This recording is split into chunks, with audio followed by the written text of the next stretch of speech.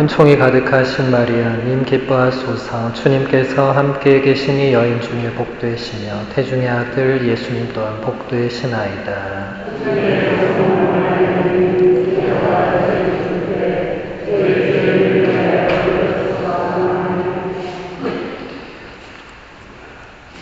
우리 예수 성심 한인 성당 교우님들 모두 반갑습니다.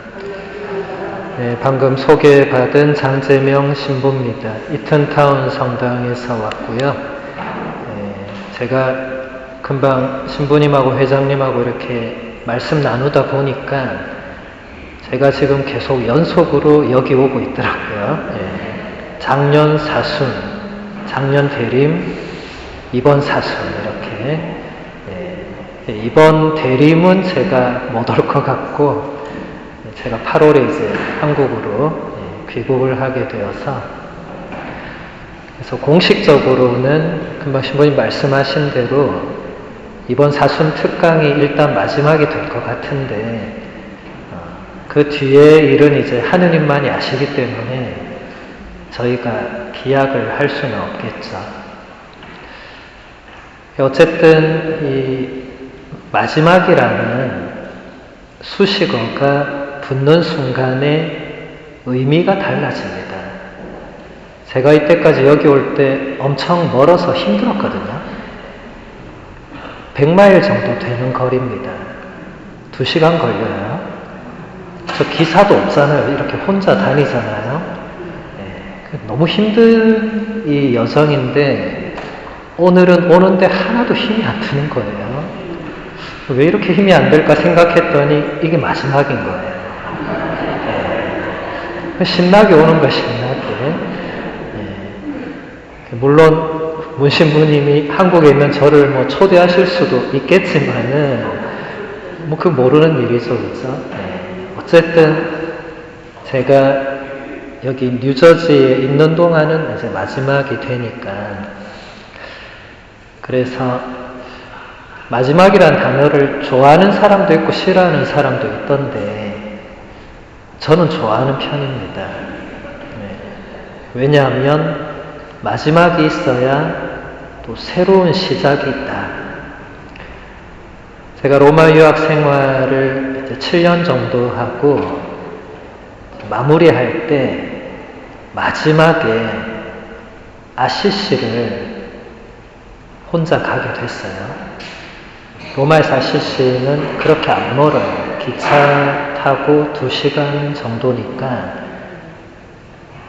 제가 갈만했죠. 제가 로마 유학할 때 아시시를 한 50번 간 것 같아요. 왜 갔냐면 월피정 겸 이제 유학 생활이 힘드니까 가서 좀 힘을 받기 위해서 혼자 가서 이제 아시시에 머물러서 하루 종일 기도하다가 다시 힘을 얻고 돌아오고 그런데 이제 마지막 날 정말 제가 한국 가기 전 마지막 날 혼자 아시시 가는 기차를 이제 아침에 첫 차를 타고 올라가는데 제가 그 기차길을 50번 갔다 했잖아요. 평소에는 그 길을 거의 잤거든요. 학생이 항상 춥고 배고프고 잠 오고 이러니까 항상 잤어요. 근데 마지막 날이니까 잠이 일단 안 오잖아요. 이제 창밖에 이렇게 경치를 보는데 그 경치가 너무 아름다운 거예요. 그전에는 그렇게 아름다운 줄 몰랐어요. 그냥 지나간 거예요. 근데 마지막이라고 하니까 제가 유심히 보는 거예요. 아, 이게 마지막이구나.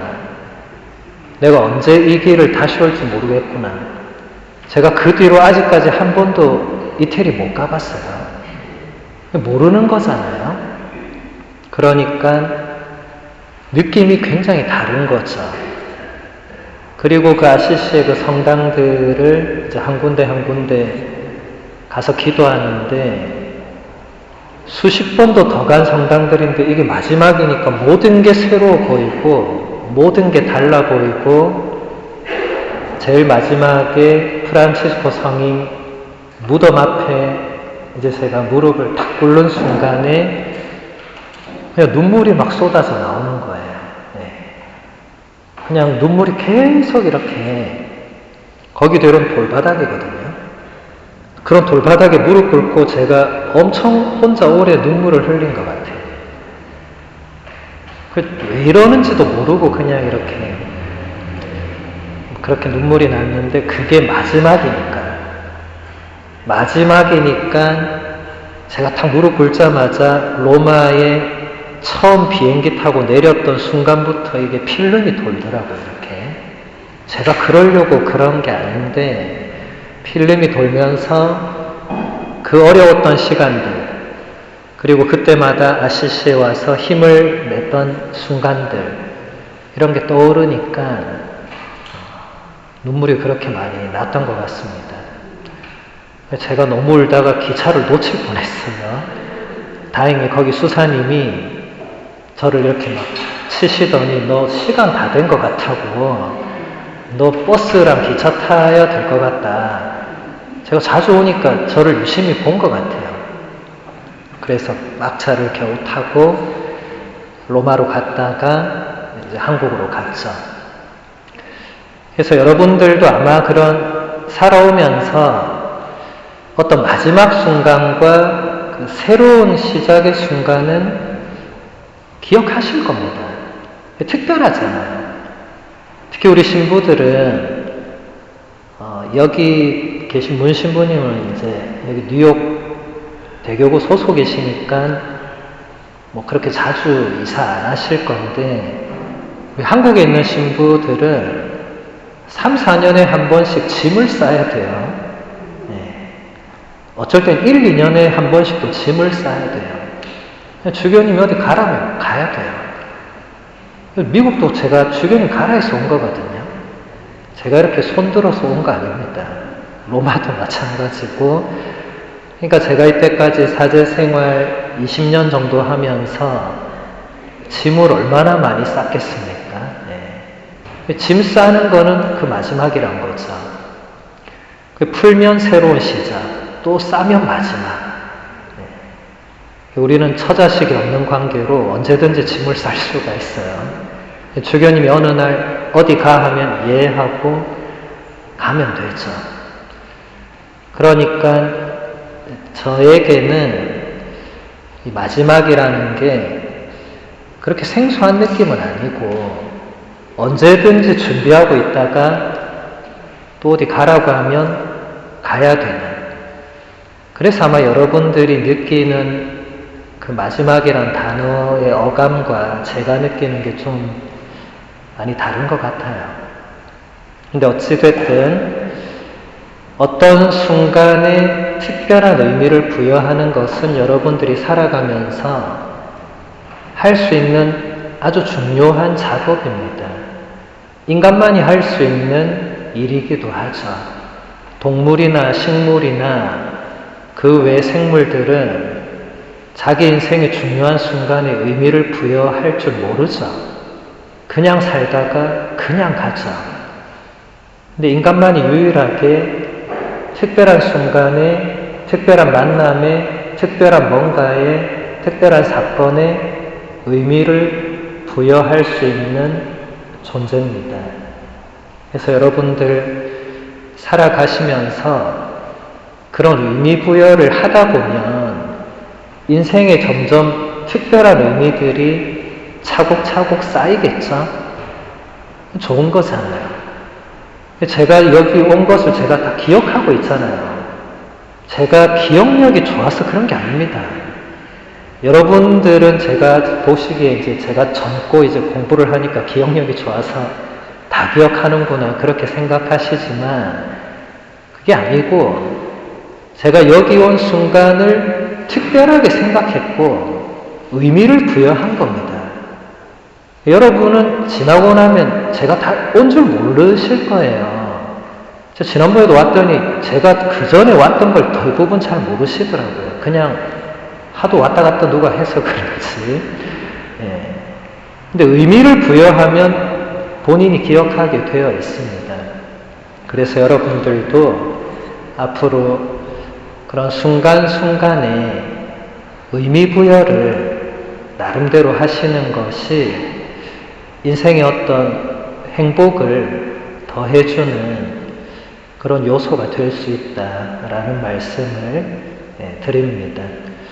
오늘 마지막 강의여서 제가 여러분들에게 무엇을 할까 많이 고민을 했는데, 그러다가 이제 제 손에 잡힌 게 프란치스코 교황님의 책이에요. 기도, 새 생명의 숨결이라고. 혹시 보셨어요? 못 보셨죠? 요즘 여러분 이 한국에서 나온 책은 여기서 다 살 수 있어요. 인터넷으로 모든 책을 살 수 있는 너무 좋은 세상에 왔어요. 그래서 이 책은 지금 교황님이 계신 곳은 이 책 표지에서는 한국이에요. 여기 해미성지. 지난 2014년에 교황님 한국 오셨을 때 대전교구 해미성지 방문하셨을 때 찍은 사진이에요. 이 책 제목은 기도인데 새 생명의 숨결은 부제고, 이게 교황님이 그동안에 기도에 대해서 신자들에게 여러 가지 말씀들을 하셨는데 그 말씀들을 모은 책입니다. 그러니까 교황님이 우리에게 가르쳐 주시는 기도가 되겠죠. 요즘 프란치스코 교황님이 좀 병세가 좀 있으시죠. 그래서 아주 오랜 기간 입원하셨다가 겨우 퇴원하셨는데, 그래서 여러분들 기도 중에 계속 기억해 주시고, 첫 시간에는 교황님께서 기도에 대해서 어떤 말씀을 하시는가 같이 보도록 하겠습니다. 교황님은 이렇게 말씀하십니다. 하늘나라에 들어가려면 놀라워할 수 있어야 합니다. 우리가 주님과 이루는 관계 안에서 또 기도 안에서 우리는 경이로움을 느낍니까? 아니면 하느님께 앵무새처럼 기계적으로 말씀드리고 있습니까? 그렇게 해서는 안 됩니다. 하느님께 자신을 내어 맡기고 마음을 열어서 놀라워할 수 있어야 합니다. 언제나 놀라우신 하느님께 우리는 놀라워하고 있습니까? 주님과의 만남은 언제나 생생한 만남이지 박물관의 만남이 아니기 때문입니다. 주님과의 만남은 생생한 만남입니다. 우리는 박물관이 아니라 미사를 드리러 가는 것입니다. 주님과 생생한 만남을 하러 가는 것입니다. 네, 여기서 두 가지 중요한 사실을 우리가 볼 수 있는데, 먼저 기도 안에서 우리는 놀라움, 경이로움, 경탄 이런 것을 느낄 수 있어야 된다. 다시 말해서 하느님께서 우리에게 뭔가 하신 일을 알아보고 놀라워할 수 있어야 된다. 그래야 기도가 나온다. 그렇지 않으면 기도가 나올 수 없거나 교황님 말씀대로 앵무새처럼 습관적으로 기계적으로 그냥 어떤 문구를 반복하기만 한다. 거기에는 놀라움이나 경이로움이나 특별함이 전혀 없다는 거예요. 여러분 신앙생활 하면서 하느님이 정말 놀라운 분이시구나. 이번 일은 정말 하느님께서 이렇게 해주셨구나. 이런 것을 느끼셨어야 되는데 4, 50년 신앙생활 했어도 한 번도 못 느낀 분들이 계시더라고요. 한 번도. 어떤 사람들이 저한테 그래요. 신부님, 하느님은 불공평한 것 같다고. 왜 그러시냐 이랬더니 어떤 사람은 하느님이 뭔가 놀라운 사건들을 일으켜 주시는데 본인한테는 한 번도 안 그랬다는 거예요. 단 한 번도. 하느님 불공평하다는 거예요. 그래서 제가 그렇게 말씀하시니까 거기다 대놓고 할 말은 없었지만 이렇게 생각하는 신자분들이 있을 수 있겠다. 그리고 많을 수도 있겠다. 그런 느낌을 갖게 됐어요. 왜냐하면 이제 신자들이 신앙생활을 하는 것을 사제가 보잖아요. 보고 있으면 여러분들이 신앙생활 안에서 기뻐하는지 슬퍼하는지 행복해하는지 그냥 가만히 있는지 이런 게 보이거든요. 그래서 기뻐하고 행복해하는 신앙생활을 하시는 것처럼 보이는 분들도 계시지만 또 어떤 분들은 저분이 신앙생활에서 과연 무엇을 느낄까? 제가 오히려 궁금한 분들도 있어요. 그래서 여러분들이 한번 스스로 생각해 보시면 좋을 것 같아요. 내가 신앙생활 하면서, 기도하면서, 미사를 드리면서 정말 경이로움을 느껴본 적이 있는가? 하느님이 정말 놀라운 분이시구나라고 느껴본 적이 있는가? 있다면 계속 그것을 잘 살려나가시면 될 것이고, 없다면은 하느님을 대하는 본인의 지금 마음과 신앙이라는 것을 유지하려고 하는 본인의 마음을 한번 생각해 보는 게 필요합니다. 여러분, 친구를 쉽게 버리지 않죠? 쉽게 버립니까? 대답이 없는 거 보니까 지금 고민하는 거예요. 친구 중에 버릴 놈이 누군가 이런 거 지금. 버리면 그건 친구가 아닙니다. 그죠? 친구를 버리는 거는 그건 원래 친구가 아니었다는 거예요. 버려도 되는 존재면 친구가 아닌 거예요. 여러분 가족을 버릴 수 있습니까? 지금 몇 분은 버리고 싶지만 못 버린다는 그런 강력한 표정이 이렇게 오는 것 같은데 못 버리죠. 가족, 친구를 못 버리죠. 제가 이유는 설명 안 해도 되겠죠. 근데 신앙을 버리는 경우가 있어요. 신앙을 버리는 경우를 제가 보면서 저분은 예수님이 친구가 아니었겠다. 그런 생각이 들더라고요. 예수님이 정말 친구였으면 버릴 수 없습니다. 하느님이 정말 아버지였다면 버릴 수 없죠. 왜냐하면 가족이나 친구를 버릴 수 없으니까. 근데 신앙을 버린다는 것은 하느님이 그분의 정말 아버지가 아니었거나 예수님이 정말 그분의 친구가 아니었거나 아니면 그 외에 다른 이유가 있거나 제가 잘 모르겠습니다만 버릴 수 있는 게 있고 버릴 수 없는 게 있어요. 여러분, 쓰레기는 어떻게 해야 됩니까? 버려야 되죠. 사도 바오로가 필리핀들에게 보낸 편지에서 그런 말을 했죠. 예수 그리스도를 아는 지식의 존귀한 가치 때문에 나는 그 외의 모든 것들을 나한테 해로운 것으로 쓰레기로 여겨서 다 버렸다고. 쓰레기는 버려야 된다고 여러분이 말한 것처럼 사도 바오로도 똑같이 말했는데 사도 바오로의 이 말은 성경에 그대로 수록되어 있어요. 필리피서에 3장에 나옵니다. 쓰레기는 버려야 되죠.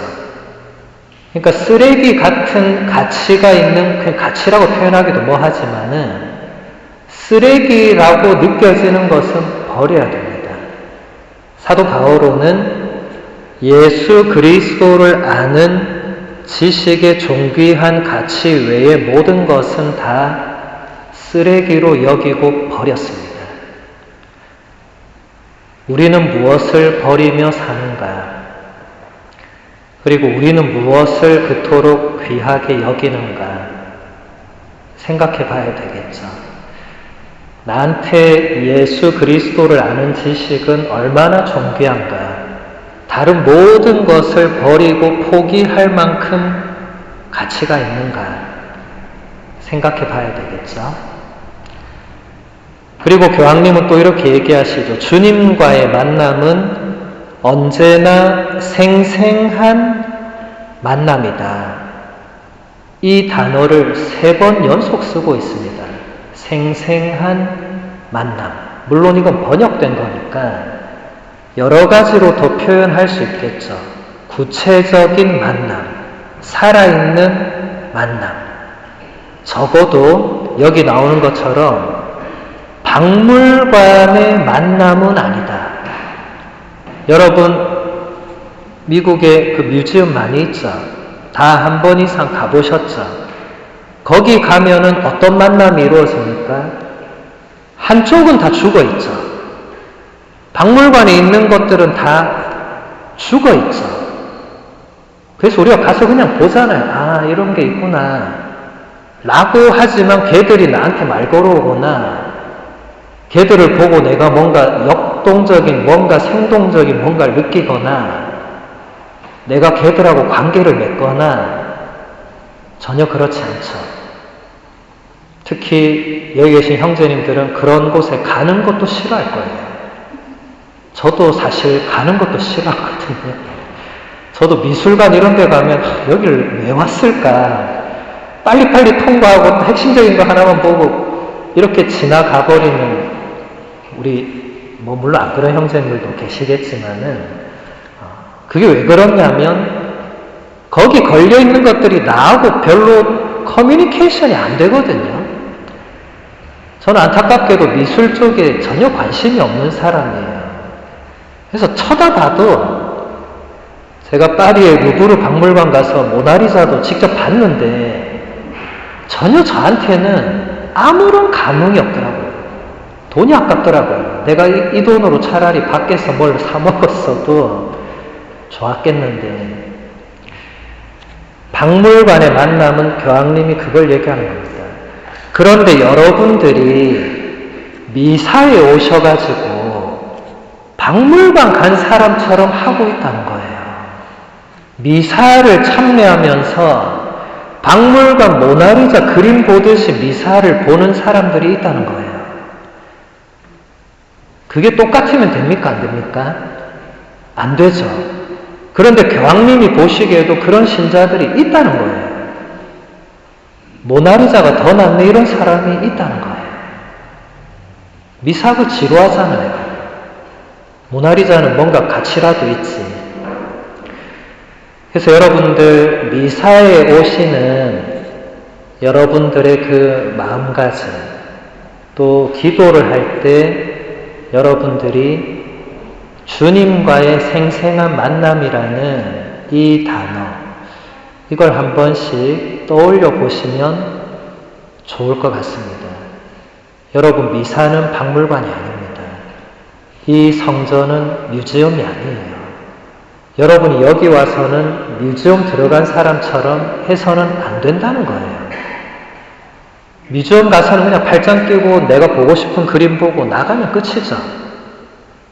근데 미사 때 그렇게 하는 분들이 계시는 거예요. 오늘 강론은 패스. 이렇게 하고 나가는 분들이 계시는 거예요. 안 된다는 거예요. 주님과의 생생한 만남. 이게 구체적으로 이루어지는 것이 미사고 기도라는 겁니다. 주님과 생생한 만남이 이루어지고 있는가 그렇지 않은가를 생각해 봐야 되겠죠. 물론 미사라는 이 어떤 고정되어 있는 이 형식 자체가 여러분들에게 대단히 익숙하고 특별할 게 없고 새로울 게 없어서 박물관과 비슷하다고 생각되는 분들이 있을 수 있습니다. 그런데 여러분, 어제 미사와 오늘 미사가 똑같은 거예요? 다른 거예요? 똑같습니까? 다릅니까? 다르죠? 왜 다릅니까? 네. 일단 어제 미사는 사순 제4주간 토요일 미사였고요. 오늘 미사는 사순 제5주의 미사였습니다. 제목도 다르죠? 그리고 그 안에 우리가 전례 때 듣게 되는 말씀과 기도도 싹 다 다릅니다. 근데 문제는 우리가 어제 들었던 말씀도 기억이 전혀 안 나고 오늘 들었던 말씀도 기억이 전혀 안 난다는 게 큰 문제가 되겠죠. 그러니까 똑같은 거죠. 매일 미사의 독서와 복음은 매일 다릅니다. 한 번도 똑같지 않습니다.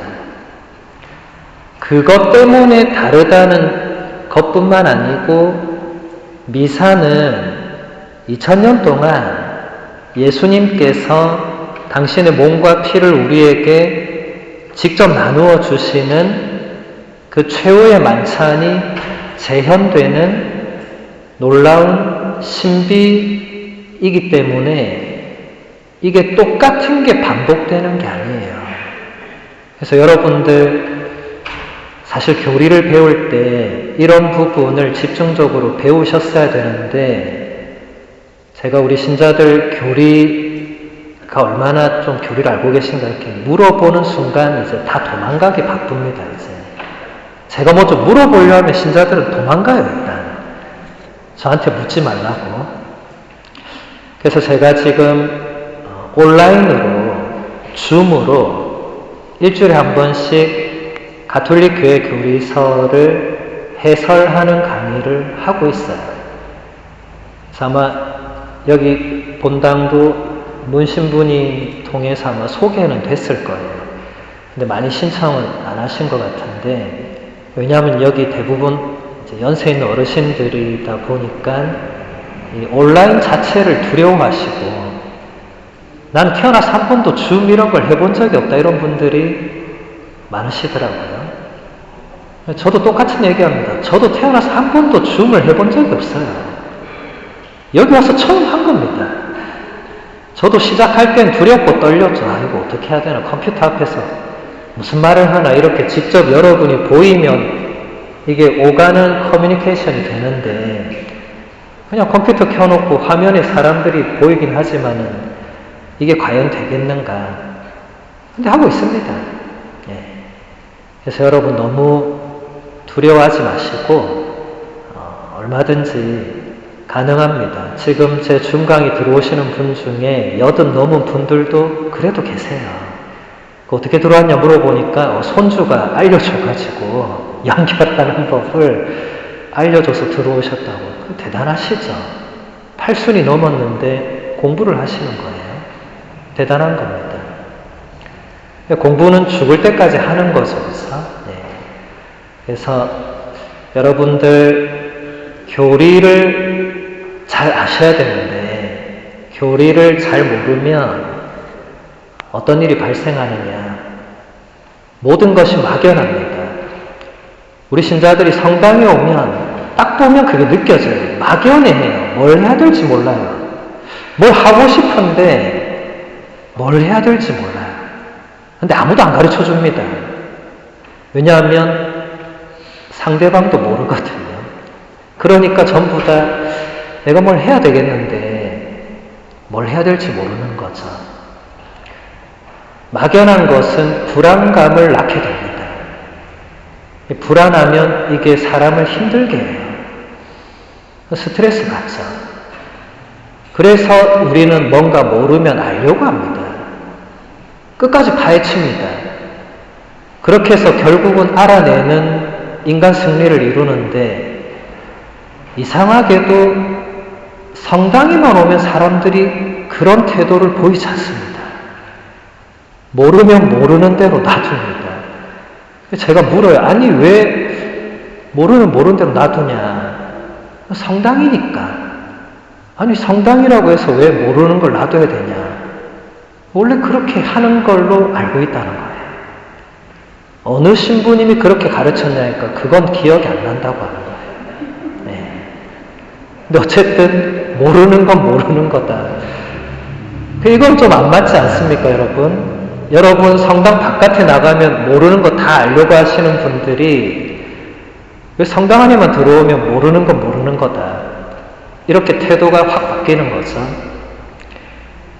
오히려 여기에서 더 모르는 걸 아셔야 된다고 저는 생각합니다. 왜냐하면 여기에서는 여러분들의 삶과 본질적으로 연결된 부분을 다루거든요. 여러분이 나중에 구원을 받느냐 받지 못하느냐 하는 결정적인 걸 다루는데 모르는 건 모르는 거다.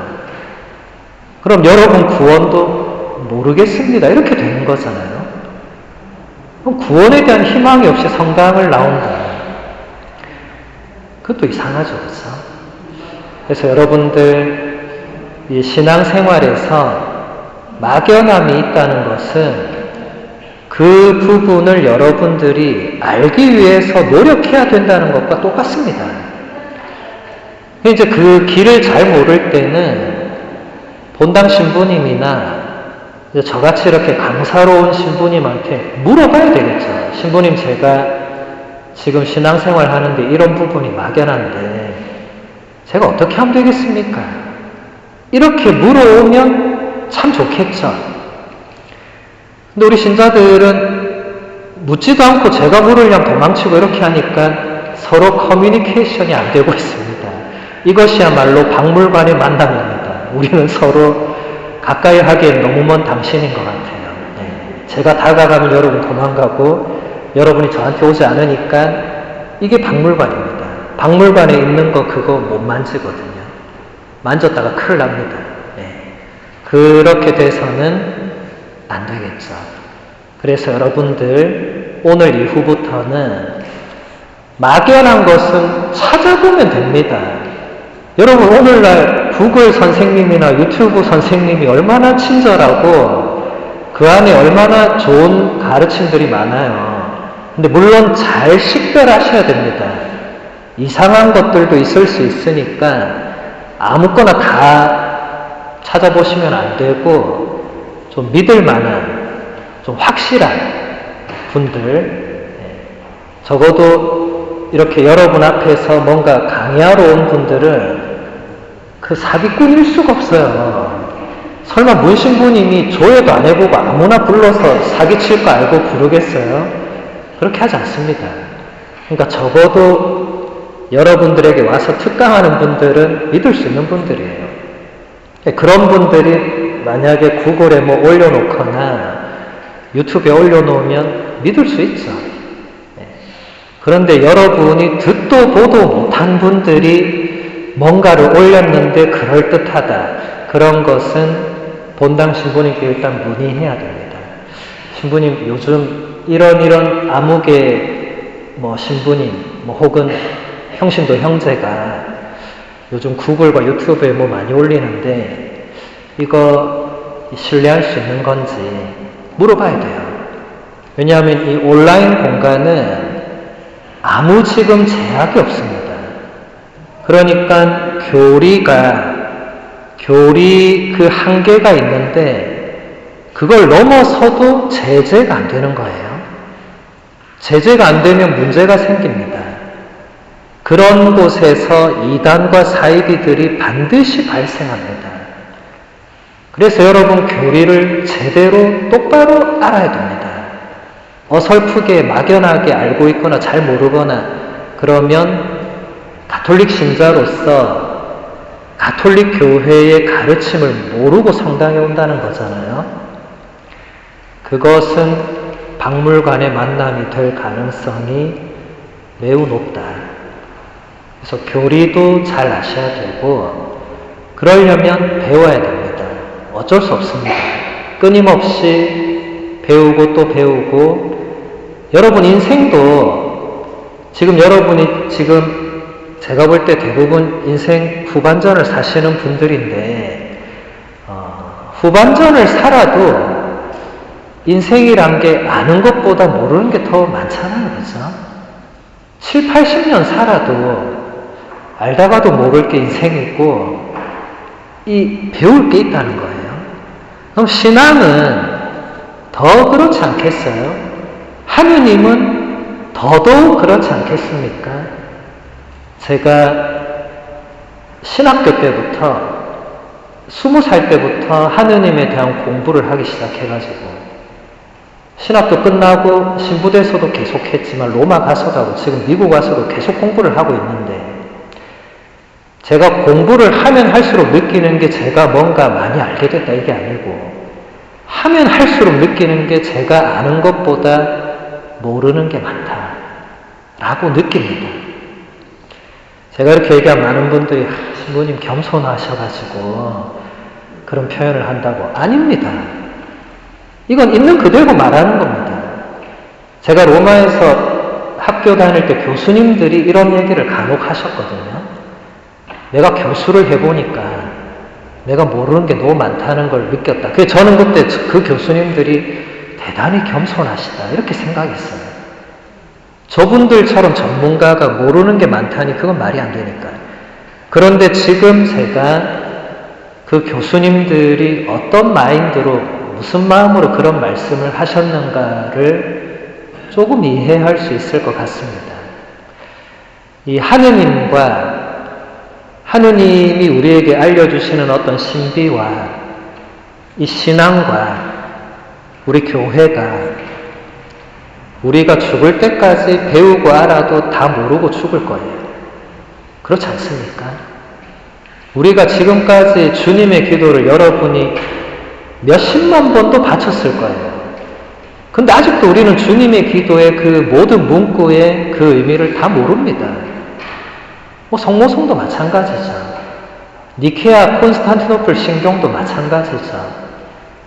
그러니까 미사도 매일 온다고 해서 그 미사의 의미를 우리가 다 알고 깨닫느냐? 아닙니다. 저도 매일 미사를 봉헌하지만 매일 미사를 봉헌할 때마다 이건 정말 신앙의 신비구나. 그런 걸 느낍니다. 특히 저는 사제니까 제 손으로 축성되잖아요. 그러니까 여러분이 느끼는 거하고 조금 달라요. 여러분은 손을 펼쳐도 성체 축성이 안 되잖아요. 물론 저도 그냥 하면 안 됩니다. 근데 미사 중에는 가능하죠.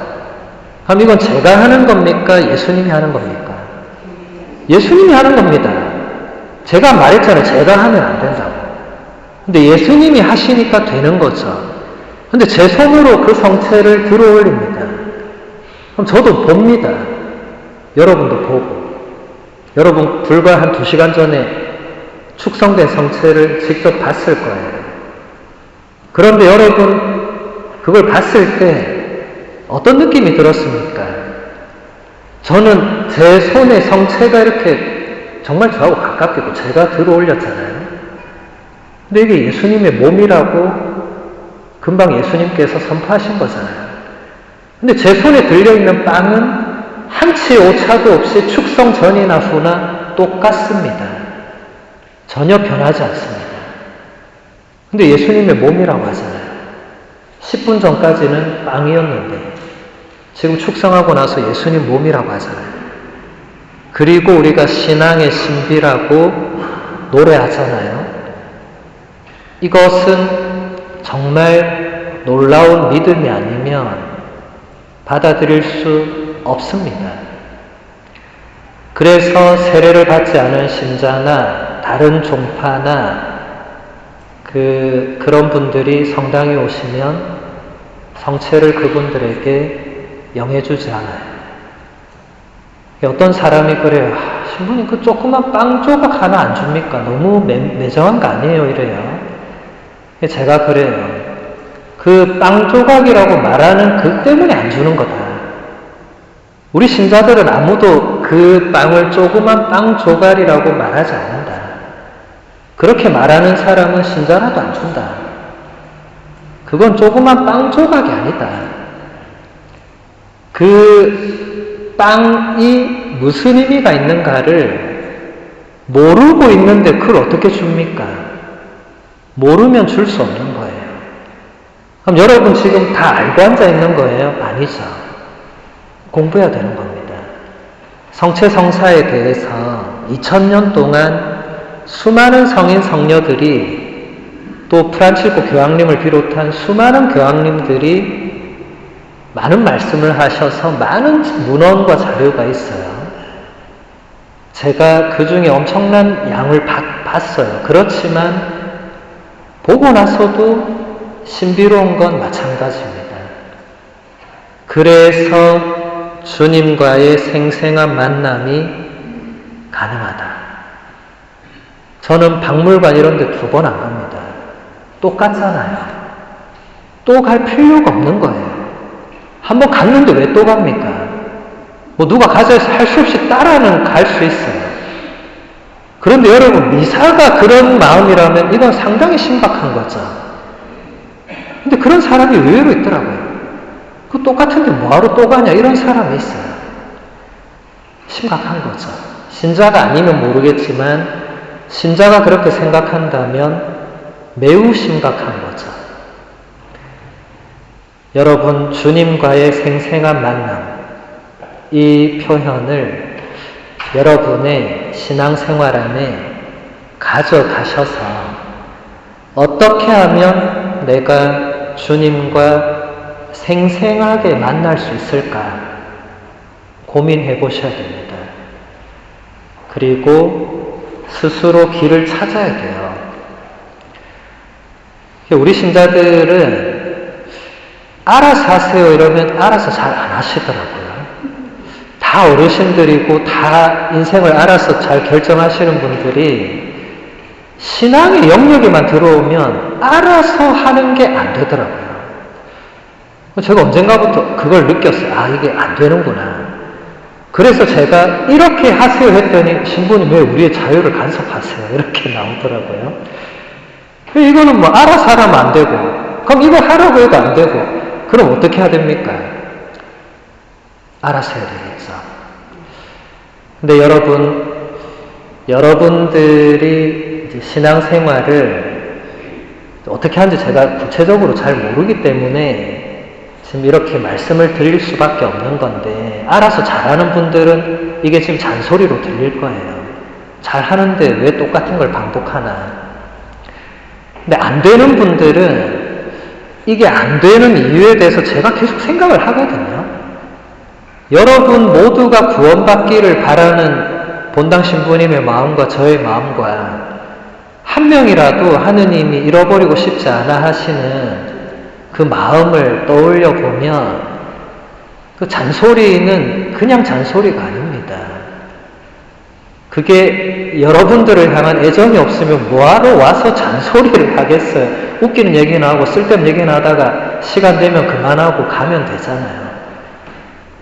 근데 왜 그렇게 되냐면 영혼의 구원이라는 것, 오늘 복음에서 간음한 여인을 예수님이 용서하시는 그 부분, 돌을 던지려고 했다가 던지지 못하고 돌아간 그 모든 사람들보다 분명히 죄가 더 컸을 이 간음한 여인에게 전체 포커스가 맞춰지고 예수님은 그 여인을 용서하시는, 그게 하느님의 마음이거든요.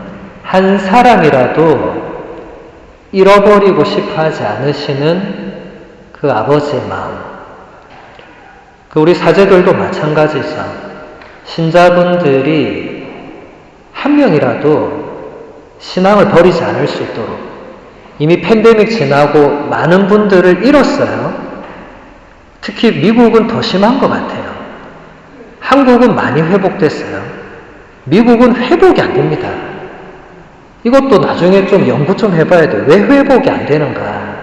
왜 안 돌아오는가? 그토록 열심히 했던 분들이 신앙을 그렇게 아무렇지 않게 내버릴 수 있는가?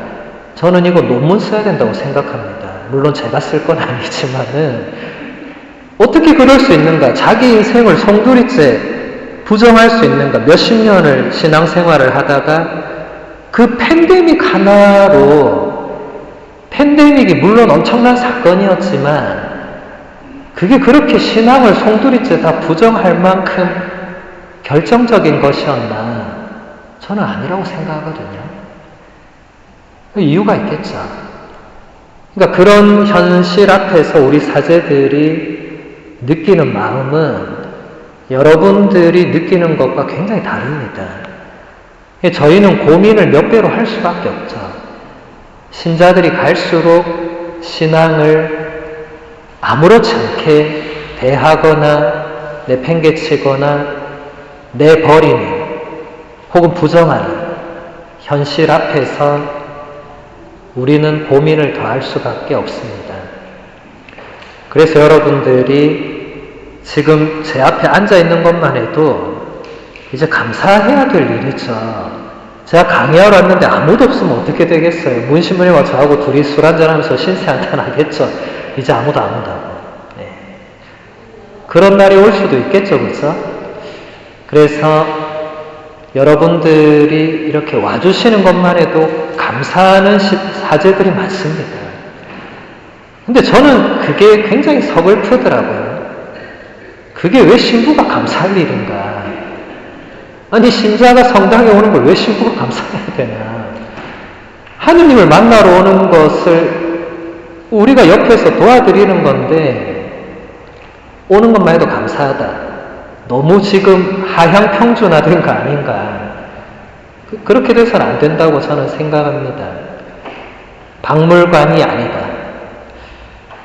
교황님이 또 이렇게 말씀을 하십니다. 예수님을 그대로 본받는 것은 그리스도인의 소명에 깊이를 더해 줍니다. 이는 예수님께서 하시는 대로 하는 것입니다. 이는 그냥 행동을 실천하는 것보다 더 위대한 것입니다. 곧 예수님께서 하시는 모든 것에서 예수님을 닮아가고자 노력하는 것입니다. 교회 공동체의 아름다움은 그 지체들이 저마다 이처럼 예수님의 인격에 결합되는 데에서 생겨납니다. 조화로운 다양성의 풍요로움 안에서 소명들이 모두 모여서 이루어지는 것입니다. 예수님을 그대로 본받는 것, 이걸 라틴어로 이미타치오 크리스티라고 해요. 여러분 혹시 준주 성범이라는 책 들어보셨어요? 예, 읽어보신 분 있죠? 준주 성범이라고 번역한 그 책의 원래 제목이 이미타치오 크리스티, 영어로 하면 Imitation of Christ 이렇게 되겠죠. 그리스도를 모방하는 것, 그리스도를 따라하는 것, 예수님처럼 생각하고 말하고 행동하는 것, 이게 예수님이라는 한 인격체와 우리가 서로 생생한 만남을 이루는 것입니다. 여러분, 예수님의 눈으로 이런 책도 들어보셨을 거예요. 예수님의 눈길로 다른 사람들을 바라보는 것입니다. 우리 교회는 2000년 동안 예수 그리스도라는 한 인물, 한 인격체, 그 한 사건을 우리 신앙의 정점에, 핵심에 두고 2000년을 유지해 왔습니다. 예수 그리스도가 없었더라면, 혹은 예수 그리스도가 사기꾼에 불과했다면, 혹은 예수 그리스도가 하느님은 아니고 그냥 인간이었다면 이렇게 될 수가 없습니다. 저는 그걸 확신합니다. 물론 다른 종교도, 우리보다 더 오래된 종교도 있고, 그런 면에서는 그 종교도 인정할 부분이 있겠지만은 우리 그리스도교의 가장 유일한 독특함은 이 예수 그리스도라는 이 인물인데, 이제 이분과 여러분이 어떤 관계를 맺고 있느냐가 모든 것을 결정합니다. 근데 교황님이 여기서 한 가지 좋은 예를 들어주시는 게 우리가 해야 할 일은 예수 그리스도를 최대한 닮으려고, 본받으려고, 따라하려고 애쓰는 거다. 여러분, 어린 자녀들이 연예인들 따라하잖아요. 그리고 꼭 어린 자녀가 아니더라도 여러분들이 살아가면서 귀감이 되거나 모범이 되는 존경할 만한 사람이나 위인이나 그런 분이 있으면 배우려고 하죠.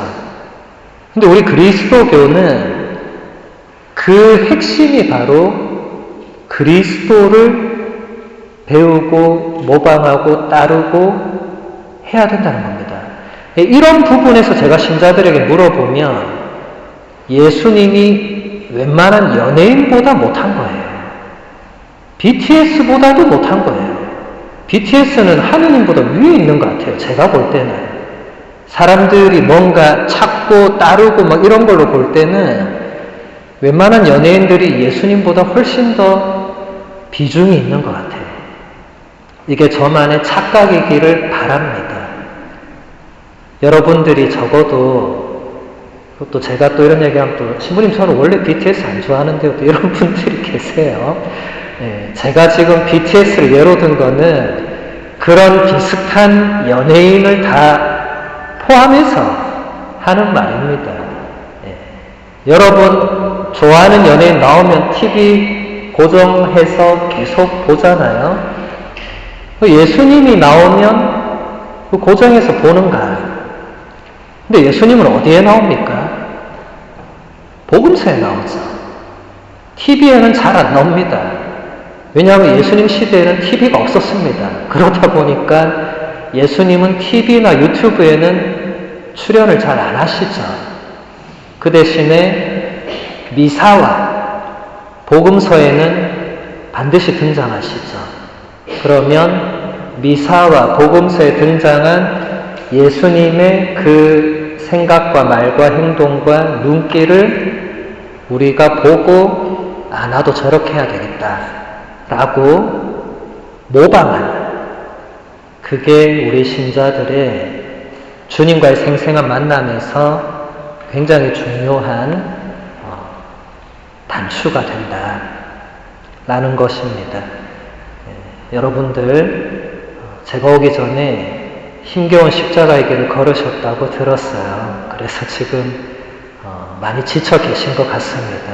그래서 10분 정도 휴식하고 다시 생생하게 좀 의식이 깨어있는 상태로 두 번째 강의를 하도록 하겠습니다. 10분 뒤에 뵙도록 하겠습니다.